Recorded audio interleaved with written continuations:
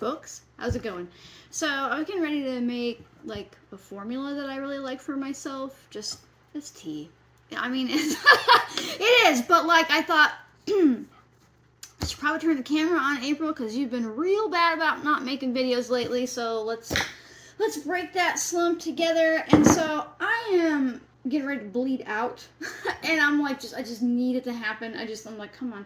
And I'm that feeling where you're like, I'm not like late or anything like that. I'm just like, it's here, and let's support the body a little bit. So if you're new to my channel, probably don't subscribe if you don't like a person who doesn't have filters. But if you like straight talk, hi, I'm April, nice to meet you. So I am gonna make myself a nice like herbal tisane infusion out of raspberry leaf and I almost said calendula, and I almost said comfrey, but it's chamomile. My brain. This is what happens when I take too long of a break from videos. Is what it is. Okay, so the first thing I'm going to do is I'm going to treat this like it's a normal raspberry leaf infusion. Now, normally, like back in the day, people used to try to do this with hot water. I don't suggest it unless you like to vomit. So raspberry leaves are really high in tannins, and it's one of the reasons that she helps with cramping so well. She kind of just like can slow down bleeding, and she also has the capacity to like ripen your cervix a little bit. So you could do this if you were towards the end of pregnancy too, if you're ready to get the show on the road, So I'm going to turn this on, and I'm going to wait for it to do its thing, and then I'm going to make it go to ounces because I don't want to do math in my brain. And I'm just going to weigh out 1 ounce of raspberry leaf to a quart jar, which is 4 cups of water. Right, I got this raspberry leaf. Nobody wants me to be their sponsor. I'm just going to put that out there now, but I'll share where I get stuff from. I've been really liking Essential Organics lately. They've had actually really good, decent herbs since they've expanded into it. And so I tried out a small amount of the raspberry leaf, and I like it. So I'm going to weigh out 1 ounce of raspberry leaf. I'm about halfway there. Stuff is real fluffy, so you can't really eye it. You really want to weigh it out. It's a little bit more, but it probably won't kill me. I've had this cheap old Walmart scale for probably a decade now, and I think I've only had to change the battery twice. And I think I threw down $10 on it, so it's worth having a kitchen scale. It really is. And then now I'm going to add 1/4 cup chamomile, maybe a scant 1/4 cup. Yeah, right? Alright. You ready for the hard part? We're going to put cold water in it. Give me a second. Here, you can come with me. You can watch me put water in something. You want to do cold water, especially because of the tannins and that chamomile.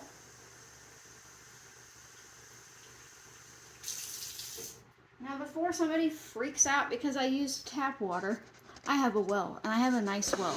Well, I mean, all wells are nice. I mean, like, I don't live by agricultural, and it's a partial, like, artisanal, meaning, like, when we turn our water on outside, it's like a fire hydrant. So it's, like, partially pressured by itself, and it's really clean water. But if you have tap water at your house and you don't feel comfortable using it, use filtered water, use whatever you want. And I'm going to give it a good shake. Now, you can't shake it if you were using boiling water, because that would all over your face, and that wouldn't be fun, right? But the thing is here, we're doing a cold infusion because I don't want to pull out too many of the tannins, but I still want way more of the minerals and compounds from the raspberry leaf that you can't really get from a hot water infusion without getting too many of those tannins, right? And because I've added chamomile to this, we do not want to over extract her VOCs, and if you try to do a long brew infusion of chamomile using hot water, that's not good for your gut. It's way too strong. It's not good at all. Now, these two go really well together for calming down like cramping, heavy bleeding, losing your shit on somebody you love, feeling emotional, ran down. Raspberry has a good amount of minerals in her as well, a little bit of iron, all that type of stuff. But now you're just gonna pop this in your fridge. And because I'm doing this real time, I'm not a fancy YouTuber like a lot of people, I don't have a comparison to show you. Like, I don't have one to pull out and be all ta-da. And I don't think that I mean, I guess I could wait till the morning and show it to you. All right, we can do that. So I'll show it to you, but it's so easy to do, and you can scale this up or down. I wouldn't do sun tea with this amount if you really scaled it back. The problem is that warm water. Now, you've heard me talk about this before if you've watched my channel for a long time. With the chamomile, we don't want to over extract the volatile organic compounds, which is what gives her a scent, because when they become too strong, they can do damage to our gut and our endocrine system and all kinds of stuff in our body, right? But what's a bummer is with a quick tea brew, you end up not getting like all of the compounds that you could because you can't extract it for that long, right? But with a cold brew, you don't over extract the volatile compounds while also getting more of the compounds that are more intact, right? So like VOCs doesn't just stand for one chemical. There are hundreds of different types of chemicals inside of volatile plants and in plants in general. Some of them are more readily extracted than the others, and so phenols is a good one where, like, yes, it's a very strong VOC, but they also don't really extract very quickly, but you also want more of them. So it's just kind of it's super simple. It really is. And I guess I'm coming back in the morning to show you this. So I'm just going to pop it in my fridge, and then I'm going to take it out in the morning and strain it, right? And then I'll talk to you more about it then. So now I need to like have a come to Jesus moment about what I'm cooking for dinner because it's 5:50 and I have no idea. So I'll see you in the morning. Okay, bye. All right, it's the next day. I'm not gonna say it's the next morning because the day got away from me, and it's now 2:42. It's 3 o'clock in the afternoon, but that's okay. It's pretty forgiving. And ta-da! See, now you've got this nice dark infusion, and this was cold in my fridge the whole time. And now I'm just gonna strain it. But what's cool is even though I didn't get around to it until later in the day, it's totally okay because it was a cold infusion, right? It's not going to really over extract by too much. If I left it in there until tomorrow, it might end up being a little bit too strong of the tannins, right? Right now it just smells like a nice tea, and this is not my normal funnel. We're gonna make a mess. I can tell that already, but maybe not, we'll see. We're doing it live, folks. We're doing it live. Ooh, I did it. Now, you don't have to try to MacGyver that. The first time you just have to strain the liquid out of the plant matter, or the plant matter out of the liquid, which would probably be the better way to do it here. And I have so many parts and pieces for various infusing things that I can just do it that way. Now, the one thing that I don't do here is squeeze that out. And that's just because you'll end up with it being a little more bitter than you would want, right? I know that seems funny and that it would just get bitter regardless without it, but that's not the case. I've noticed that when I strain it that way, it's just a little bit too much. And this is a little under a quart jar right here. Keep it because it has that cute thing on it, even though it's broke right there, and I'm like, ooh, I'm gonna cut myself one of these days, no doubt about it. But now this is just ready to use. Now this isn't sweetened, so if you don't plan to heat it up, you might consider putting some honey or your sweetener of choice if you want to sweeten it into this jar before you get started.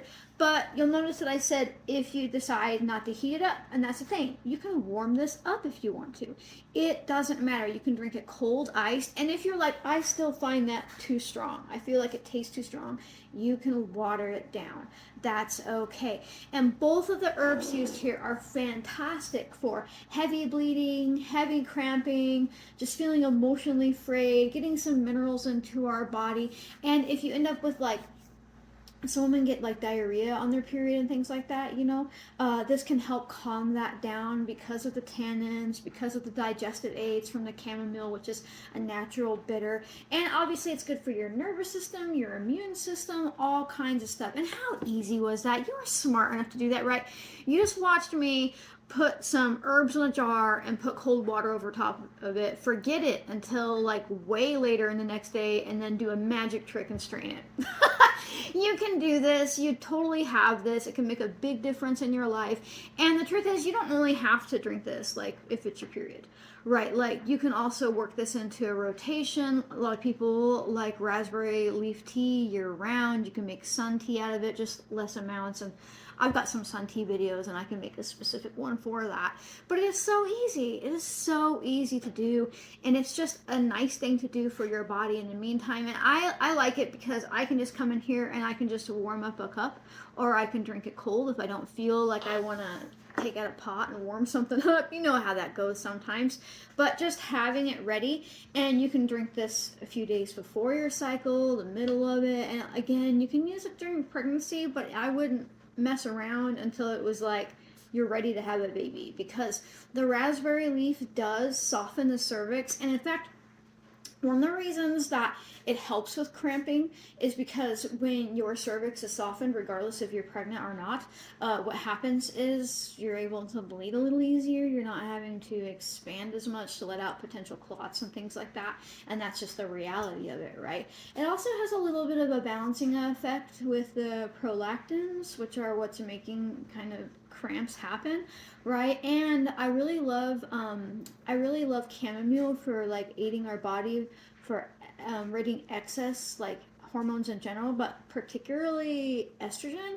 Now that might be like, oh, we need estrogen, and we do, but a lot of us are estrogen dominant, and one of the signs of estrogen dominance is really like aggressive periods, right? Because there's just too much estrogen.